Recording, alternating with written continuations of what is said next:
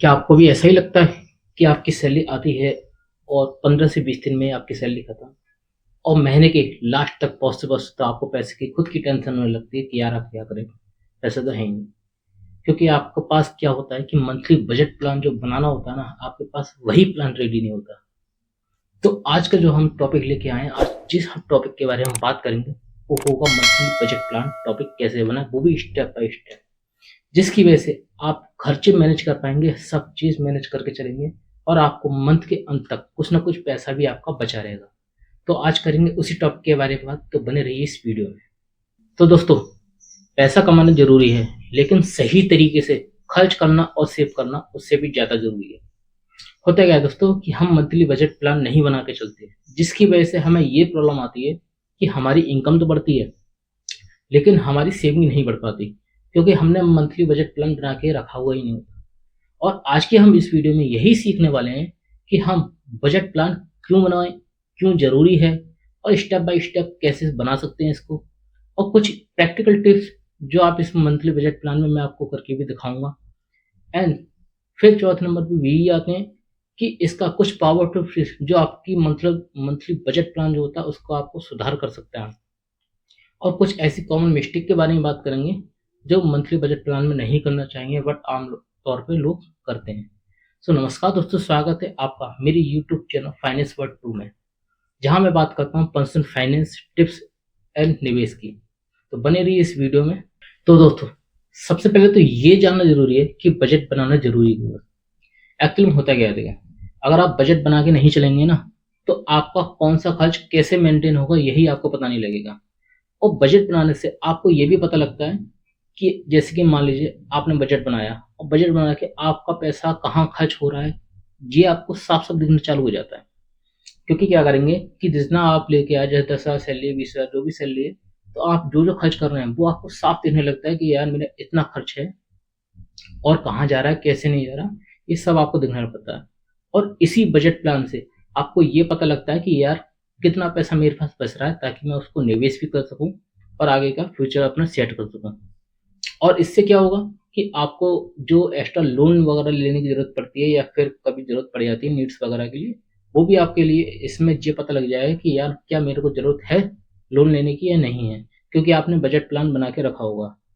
फिर बात करते हैं इमरजेंसी फंड की, क्योंकि आप जब बजट प्लान बना के रखेंगे तो उससे आपको ये भी पता लगेगा कि यार जो इमरजेंसी फंड भी मुझे निकाल के रखना, तो इमरजेंसी फंड भी मैं निकाल सकता हूँ। वो कैसे होगा? वो बजट प्लान बनाने से ही होगा। क्योंकि आप मान के चलिए कि अगर आपकी 40,000 सैलरी है और आप 42,000 खर्च कर रहे हैं, तो आप कैसे बनाएंगे? भाई 2,000 का तो वैसे भी आपके पास फिर कर्ज हो जाएगा ना, क्योंकि क्रेडिट कार्ड के बिल हो, कोई भी बिल हो आपके पास, उसकी धीरे धीरे क्या होगा, इसका उधारी बनना चालू हो जाएगा।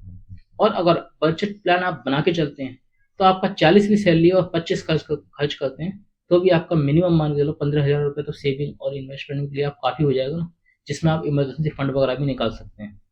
तो इसलिए कहते हैं दोस्तों, बजट बनाना जरूरी है।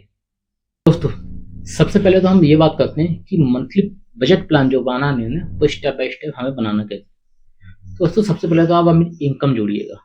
इनकम कैसे कैसे, जैसे आपकी बिजनेस इनकम भी आ रही होगी, या हो सकता है सैलरी की इनकम आती होगी, या हो सकता है रेंट आता है, या मान के चलिए आपने कुछ भी जिम वगैरह खोल रखा, उसकी कोई भी इनकम आती है ना, वो सारी आप इनकम पूरे मंथ की टोटल इनकम करके रखिएगा। इससे आपको ये पता लगेगा कि मैं महीने पे कितना इनकम कर रहा हूँ, उसी आधार पर बजट प्लान बनेगा। उसके बाद करते हैं कि फिक्स एक्सपेंस आपके कौन कौन से हैं। अब फिक्स एक्सपेंस कैसे? जैसे कि ऐसे एक्सपेंस जो आप पूरे महीने आपको हमेशा करने हैं, जैसे कि आप कोई दुकान लिए बैठे हैं या फिर आप घर का रेंट देते हैं, रेंट तो आपको देना ही है ना, वो है। आप ऑफिस जाते हैं, ट्रैवल वगैरह आप कर रहे हैं, उस चीज़ का भी आपको हमेशा पैसा देना ही है, वो है। घर का बिजली का बिल है और बच्चों की स्कूल की फीस, ये आपको एक तरह से फिक्स एक्सपेंस हो गया जो आपको हमेशा देने तो देने हैं, उस पर भी आप देख के रखिएगा।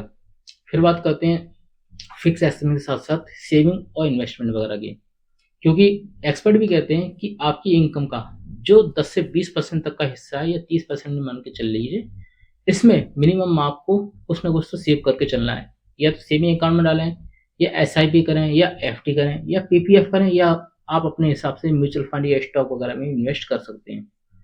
उसके साथ साथ लेकिन ज़रूरी है इमरजेंसी फंड भी, क्योंकि मिनिमम 3 से 6 महीने तक का इमरजेंसी फंड भी ज़रूरी होना चाहिए। अब आप इन्वेस्टमेंट कर रहे हैं, सब कुछ कर रहे हैं, और आप इमरजेंसी फंड भी ज़रूरत नहीं पड़े, लेकिन क्योंकि इमरजेंसी फंड एक्चुअली क्या होता है कि आप स्टॉक में इन्वेस्ट करें या एसआईपी में, इसका पैसा जो इन्वेस्टमेंट होता है ना, वो लॉन्ग टर्म के लिए होता है, जो आपको रिटर्न तो अच्छा देगा, बट इमरजेंसी में वो आपका काम नहीं करेगा।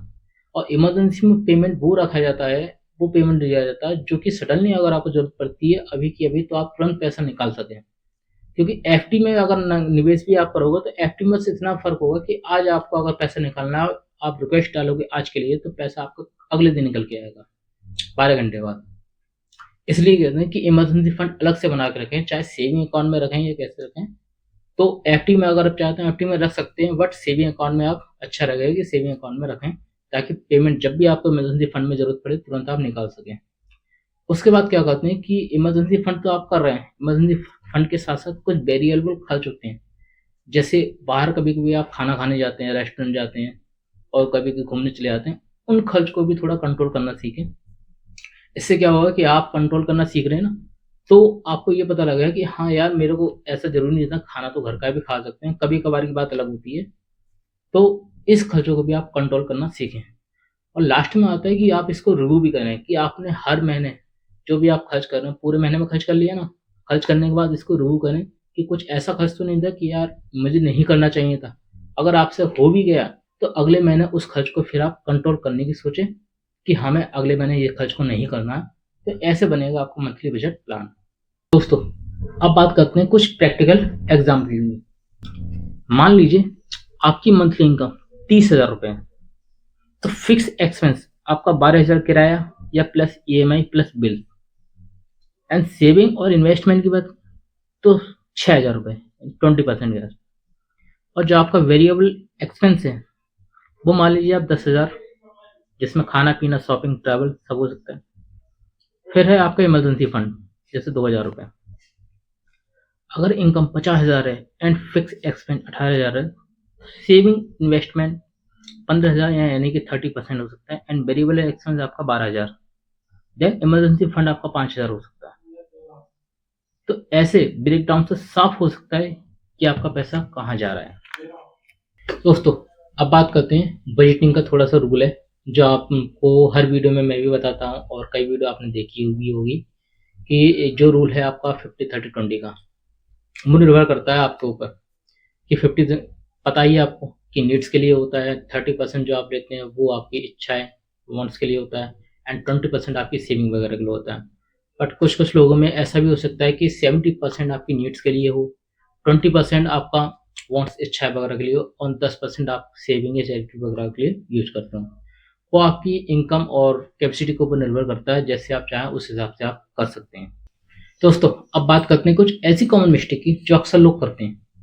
एक्चुअली में क्या होता है कि जब शुरुआत करते हैं बजट का ना, तो लोग उस टाइम तो ये सोचते हैं कि यार चलो कोई बात नहीं, बजट बनाना चालू है, हम बनाते हैं। और जैसे ही शुरुआत करते हैं तो 1 महीने तक मुश्किल से चल पाता है, 1 या 1.5 महीना, उसके बाद फिर कहते हैं कि यार फॉलो नहीं हो पा रहा है। तो ये आपकी सबसे नंबर 1 प्रॉब्लम आती है। कई लोग कर भी लेते हैं, कई लोग नहीं भी कर पाते हैं। तो इसको अगर आप फॉलो कर रहे हैं तो जो रूल बनता है 50-30-20, उसके आधार पे, अपनी इनकम के आधार पे आप कर सकते हैं कि हाँ मेरे को बजट बनाना है, तो हर महीने आप इसको फॉलो करिए, तभी आप अच्छा बजट प्लान बना सकते हैं। और इसमें एक मिस्टेक ये भी करते हैं कि आदमी क्या करता है कि सबसे पहले तो ये सोचता है कि मेरी इनकम आ गई, सबसे पहले तो वो खर्च कर लेता हूँ जो मेरे को खर्च करना है। सारा खर्च करने के बाद फिर लास्ट में सोचता है कि यार अब इतना बचा है, अब इतना मैं सेविंग अकाउंट में डालूं। बट ऐसा नहीं है। एक्चुअल में क्या है, जब भी आप इनकम लेके आ रहे हो कुछ भी, तो बताया नहीं, इनकम का जो मिनिमम 10 से 20% का वो है, मिनिमम इतनी, तो सबसे पहले आप अपनी सेविंग निकाल दो। उसके बाद जितना बढ़ता है खर्च आप उस हिसाब से करो, लेकिन सेविंग जो आपने 10 से 20% निकाली है वो आप निकाल के जरूर रखो। क्योंकि अगर आप ये सोच के चलोगे यार लास्ट, क्योंकि कभी कभी मान लीजिए चलो खर्च ज्यादा हो गया तो आपका पास सेविंग बचेगा ही नहीं। इसलिए सबसे पहले आप सेविंग निकालिए 10 से 20% के आधार पे, उसके बाद आप बाकी का खर्च करने की सोचिए, चाहे वो आपका वेरिएबल खर्च हो या आपका फिक्स एक्सपेंस हो। ये सारा सबसे पहले करिए। और इसके साथ साथ इमरजेंसी फंड भी आप बना के रखें। मिनिमम 6 महीने का इमरजेंसी फंड आप 10% 20% सेविंग जो निकाल लें, उसी के आधार पे आप तुरंत निकाल के रखिए। इसी से आपको पता लगेगा कि हाँ कौन सा खर्च मेरे लिए सही था और कौन सा खर्च मेरे लिए नहीं था। तो इस खर्च को आप तुरंत मेंटेन करके चलें। दोस्तों, बजट प्लान बनाना, आप कोई भी फंड बना रहे, वो कोई मुश्किल काम नहीं है। बहुत आसान काम है। बस आपको क्या करना है, अपनी इनकम और एक्सपेंस को ट्रैक करके चलना है और डिसिप्लिन के साथ आप अपनी सेविंग को कर सकते हैं। इसी से आपको 50-30 रूल भी अपना के चलना है और इमरजेंसी फंड को भी आपको लेके चलना है। और इसी फंड को आप जब बना के चलेंगे तब जाके आपको लगेगा कि हाँ, मैंने अच्छा बजट प्लान बनाने चला है। दोस्तों, अगर ये वीडियो आपको अच्छा लगा हो तो लाइक करें, शेयर करें और दोस्तों के साथ, और फाइनेंस बट टू चैनल को सब्सक्राइब करना ना भूलें, क्योंकि मैं हर डे पर डे के हिसाब से डेली कोई ना कोई फाइनेंशियल वीडियो के ऊपर वीडियो लगा रहता हूँ, ताकि आपको अच्छी से अच्छी नॉलेज मिल सके। तो मिलते हैं अगली वीडियो में, तब तक के लिए धन्यवाद।